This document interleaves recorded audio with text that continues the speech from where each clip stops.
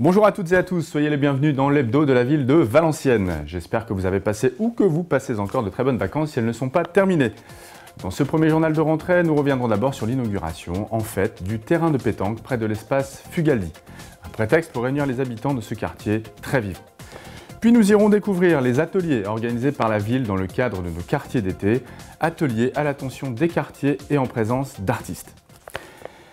Mais d'abord, une initiative qui mérite d'être soulignée, les jeunes du quartier des Cheminots ont réhabilité le terrain de pétanque à l'attention de leurs aînés. Menés par Majid Belouari de l'association Atassos, ils ont décidé de recréer un lieu convivial de rencontres et d'échanges et pourquoi pas de l'inaugurer en grande pompe. Du coup, vendredi 31 juillet dernier, c'était barbecue pour tout le monde, structure gonflable pour les enfants, bubble foot pour les plus grands. Une belle soirée à laquelle tous les habitants ont participé. Le député-maire, Laurent de Gallet, a salué l'initiative. Ce terrain est le fruit d'un travail partenarial entre la ville, l'association Atassos et puis V2H. Et que des jeunes qui se préoccupent du bien-être collectif du quartier, avec ce regard intergénérationnel, est quelque chose qui m'a particulièrement touché. Et je voulais souligner l'implication de Majid, qui est à mes côtés, qui a piloté cette réhabilitation, qui est un symbole au fond, mais qui est une occasion ou une excuse pour réunir les gens. C'est une initiative interquartier et intergénérationnelle ?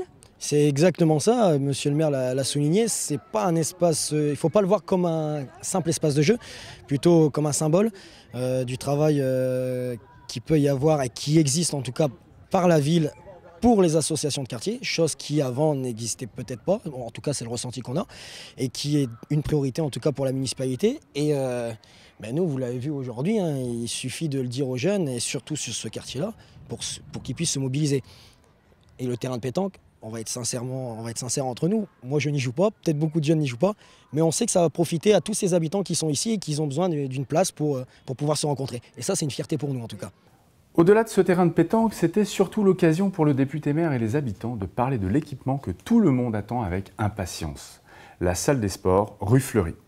Il s'agit d'une promesse de Laurent de Gallet faite pendant la campagne. Avant la salle des sports, il y a déjà eu le terrain de foot et la réhabilitation de ses vestiaires.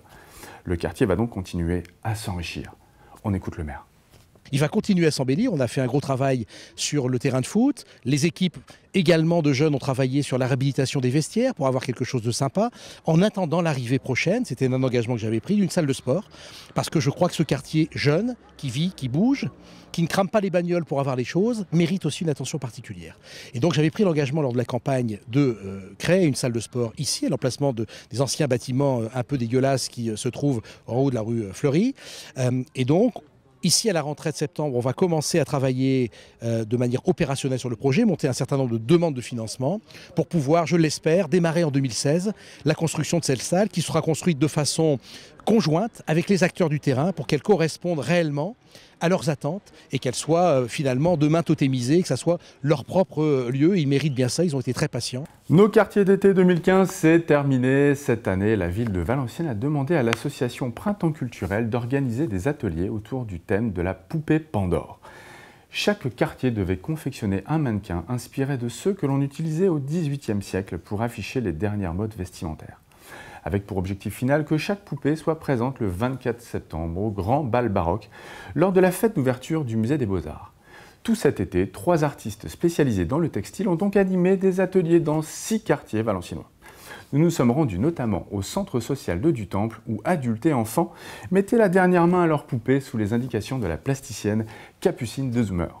Nous lui avons demandé à quoi allait ressembler la poupée de Dutemple. Alors c'est une créature entre la plante sous-marine et l'extraterrestre. Un peu tentaculaire, c'est très organique. C'était un atelier très sensible au niveau du corps, parce qu'on a travaillé la laine, la laine avant qu'elle soit filée en mèche, on l'a feutrée, donc c'est très tactile comme travail. Et on fabrique du gel de savon, enfin, on en a plein les mains, il y a quelque chose de très particulier avec ça, c'est très sensuel presque. Et ensuite on a teint la laine avec des végétaux. Et là c'était très pareil, on a embaumé tout le centre social de merveilleuses odeurs de baies de sureau fermentées, c'était assez sympa, le curcuma à fond, voilà, donc c'est assez rigolo. Intrigués, curieux, appliqués, adultes comme enfants ont mis du cœur à l'ouvrage pour que leur poupée soit terminée dans les temps. Très intéressant à travailler le mouton, on ne connaissait pas nous ici, dans la ville on ne connaît pas, donc c'était très intéressant. C'est particulier comme matière, etc. Ah ouais, déjà ça a une odeur pas très agréable, surtout quand c'est mouillé. Moi c'est... ça a une odeur bizarre et donc alors ça sent mauvais. Ça nous a appris beaucoup de choses, déjà premièrement avec la laine, on ne savait pas comment faire. On ne savait pas comment rouler, on ne savait pas rien du tout de toute façon. En plus, on a appris à teindre la laine avec des éléments naturels. Et pourquoi vous avez trempé la laine dans le curcuma? Pour faire du jaune sur la laine. On a touillé le milieu de la poupée. Pour faire quoi? Pour faire le ventre. On a enroulé les trucs et puis après ça a fait ça. Et là, on va coudre, on verra ce que ça résulte. C'est ça, qu'est-ce que ça va donner? Bah oui, on ne sait pas, c'est un truc seulement. On ne sait pas vraiment. Normalement, on n'a pas encore de nom, mais il devrait s'appeler Smurch. Ah oui? Oui, c'est un nom rigolo qu'on a trouvé ensemble parce qu'en fait, il ne ressemblait pas à grand-chose. Un extraterrestre, donc c'est pour ça qu'on voudrait l'appeler comme ça. Ça fait un bon résultat, ça va. Ouais, ça vous plaît? Ça va, ouais. Smurch, il est... Smurch, ça va. Voilà, vous pourrez rencontrer Smurch, Geyser et les autres poupées Pandore des différents quartiers de la ville le 24 septembre prochain au bal baroque Dress Code. Cette fête costumée ouverte à tous sera l'occasion de célébrer la rénovation du musée des Beaux-Arts qui a été en travaux pendant plus d'1 an.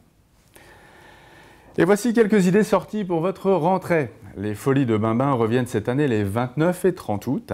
Rendez-vous samedi 29 et dimanche 30 août pour cette grande fête populaire qui marquera la rentrée 2015. Samedi 29 août, dès 10h45, animation dans toute la ville et dès 20h30, show parade sur la place d'Armes. Dimanche 30 août, à 15h30, départ du cortège carnavalesque depuis la place Poterne jusqu'à la place d'Armes. Venez nombreux fêter la rentrée. On vous parle maintenant de cette exposition de véhicules militaires. Samedi 5 et dimanche 6 septembre, la place d'Armes et le square Gosset accueilleront un véritable camp militaire en mode camouflage avec une exposition de véhicules militaires. Avis aux amateurs du genre. Renseignements au 03 27 22 59 47. Dimanche 6 septembre, rendez-vous au monument aux morts du boulevard Carpeau pour la commémoration de la libération de la ville. À 9h30, une messe sera donnée en l'église Saint-Michel. À 10h30, recueillement devant le monument de la Croix du Roller. À 11h, le moment fort, une plaque sera apposée sur la façade du lycée Watteau, ancien siège de la commandanture. À 11h30, rendez-vous devant le monument aux morts pour la France. Et enfin à midi, exposition Edmond Marin-Lamélan. Renseignements au 03 27 22 56 74. Enfin, on termine avec le traditionnel carnaval de du Temple. Rendez-vous dimanche 6 septembre avec un départ à 13h30 rue Agrigente à du Temple, en compagnie de la fanfare et bien sûr des Toons. Renseignements au 06 12 96 93 71. Voilà, je vous souhaite une excellente semaine à tous et je vous donne rendez-vous la semaine prochaine. Bye!